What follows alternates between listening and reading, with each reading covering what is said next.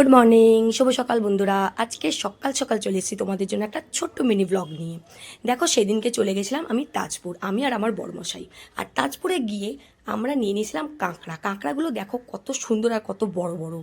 আর একদম সমুদ্রের ধারে এই মাচাগুলো তৈরি হয়েছে। এখানে বসে তোমরা সুন্দরভাবে কাঁকড়া, ইলিশ, বিভিন্ন রকমের মাছ, পমফ্রেট, বিভিন্ন রকমের মাছ তোমরা কিনে খেতে পারবে। আর সমুদ্র দেখতে পারবে সামনে। যদিও রাত্রেবেলা একটু হালকা দেখা যাচ্ছে, তবুও কিন্তু বুঝতে পারবে যে এটা সমুদ্রের ধারেই। আর আমার বড়মশাই কাঁকড়া নিয়ে বসে পড়েছে খেতে। আর দেখো কত সুন্দর মাচাটা এখানে, মানে অনেকেই এসে বসে এই সমুদ্রেরটা উপভোগ করতে পারবে। সত্যি খুব সুন্দর এখানকার দৃশ্যটা। আমরা তো এখানে প্রায় সন্ধ্যে 6টার দিকে ঢুকেছিলাম, আমাদের ওখান থেকে বেরোতে বেরোতে রাত 9টা হয়ে গেছিলো।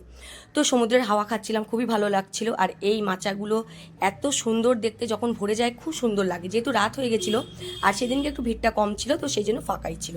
তারপরে বেরিয়ে পড়ি 9:30টার সময় আমরা বাড়ির উদ্দেশ্যে। এই যে রাস্তাটা দেখছো, এই রাস্তাটা চলে আছে দীঘার দিকে। আর এই রাস্তাটা গত 2 বছর আগে উদ্বোধন হয়েছিল। এখান থেকে তোমরা তাজপুর, মন্দারমণি আর তোমরা শঙ্করপুর সব জায়গাতেই তোমরা যেতে পারবে, আর দীঘাতেও যেতে পারবে। আর এই একটা রাস্তা ধরেই তোমরা দীঘা থেকে উঠলে তোমরা পুরো মানে মন্দারমণি অবধি সোজা একদম টানা চলে যেতে পারবে। আমরা এই রাস্তা দিয়েই গেছিলাম 31স্টে। তো সেই ভিডিওটাও আছে, ছোট্ট একটা মিনি ব্লগ, সেটা তোমরা চাইলে দেখতে পারো। এই যে বাঁ দিকের রাস্তাটা চলে আছে দীঘা, আর ডান দিকের রাস্তাটা চলে আছে আমার বাড়ির দিকে। এত শুনশান রাস্তাটা, তখন যেহেতু রাত 10টা বাজতে যায়, পুরো রাস্তাটাই বলতে গেলে ফাঁকা। আর একটা মানুষজন তো দেখা যায়নি। আর সব থেকে বড় কথা হচ্ছে অন্ধকার, একটা আলো অবধি ছিল না। শুধু দুদিকে গাছপালা আর মাঝখান দিয়ে একটা সরু রাস্তা। আর গাড়ির আলোতে যতটুকুনি রাস্তাটা আলোকিত করা যায়। একটু একটু তো ভয় লাগছিল, গ্রামের দিকে তো জানো একটুখানি ভয় লাগে রাত বাড়লে।